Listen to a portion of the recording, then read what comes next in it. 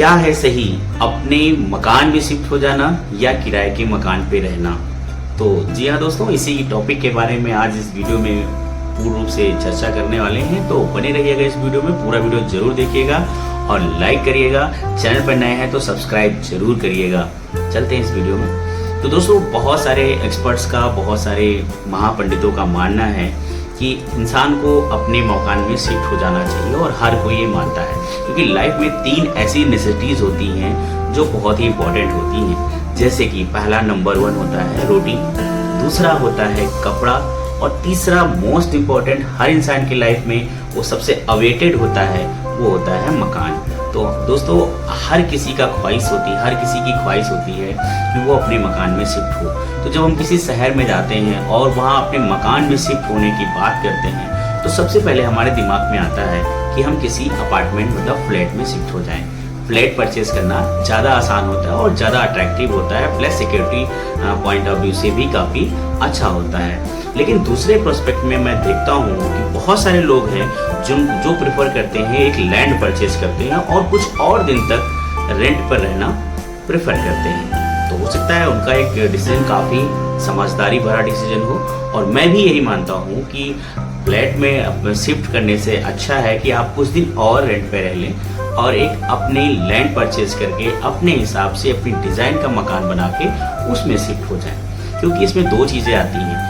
Apartment की जब बात करते हैं तो एक डिप्रिसिएटिंग एसेट होता है, क्योंकि एक टाइम के बाद जैसे जैसे बिल्डिंग पुरानी होती जाती है इसकी वैल्यू डिप्रिसिएट करने लगती है और उस समय कुछ भी डिसाइडेड नहीं होता है कि कौन सा बिल्डर आएगा और कैसे इसको रिनोवेट करेगा और क्या स्ट्रक्चर होने वाला है। लेकिन जब आप बात इन्वेस्टमेंट में प्लॉट की करते हैं तो प्लॉट्स परचेज करने में टाइम टेकिंग तो होता है, लेकिन जब आप प्लॉट अच्छी लोकेशन पर एक अच्छे रेट के साथ परचेज करते हो तो ये हो सकता है कि आपको शिफ्ट करने में थोड़ा समय लगे, कुछ और दिन आप रेंट पर रह सकते हो, लेकिन अपनी मनचाही प्रॉपर्टी में आप शिफ्ट हो सकते हो।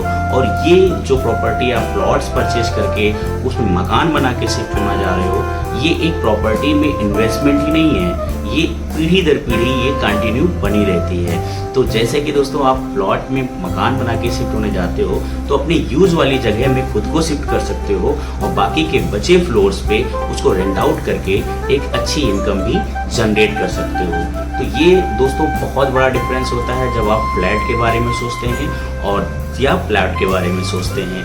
तो दोस्तों, प्लॉट्स को परचेज करने के लिए जब इनिशियल टाइम पर आप पेमेंट मैनेज करते हो तो उस समय फ्लैट के कंपैरिजन में 50% से भी कम की कीमत होती है। तो उस समय जैसे कि हम लोग न्यू कमर्स होते हैं, अप टू 40 ईयर्स के आसपास केज होती है, तो हर कोई इंसान एक हैंडसम अमाउंट, जबकि 1 CR के आसपास की जो वैल्यू होती है एक मकान या एक फ्लैट की, तो वो अफोर्ड भी नहीं कर सकता है। लेकिन उसी कंपेरिजन में जब आप प्लॉट्स की तरफ जाते हो तो प्लॉट्स हो सकता है कि डिस्टेंस उस टाइम पे दूर हो या आउट ऑफ द सिटी हो सकती है, तो दोनों चीज़ें एक साथ तो नहीं मिल सकती। चाहे तो आप लोकेशन अच्छी ले लो या एक कम रेट की प्रॉपर्टी ले करके वेट करो और वो खुद अच्छी लोकेशन हो जाएगी।